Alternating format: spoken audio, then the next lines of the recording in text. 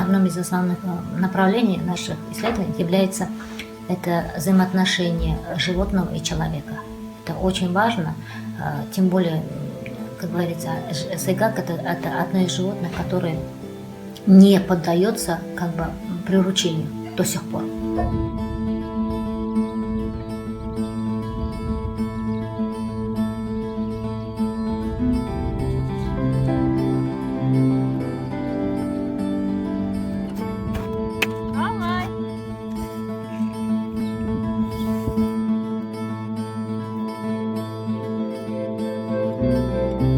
Биылдан мынары аталып қалса бүгін каждый бір бөлме керек болып тұр ғой.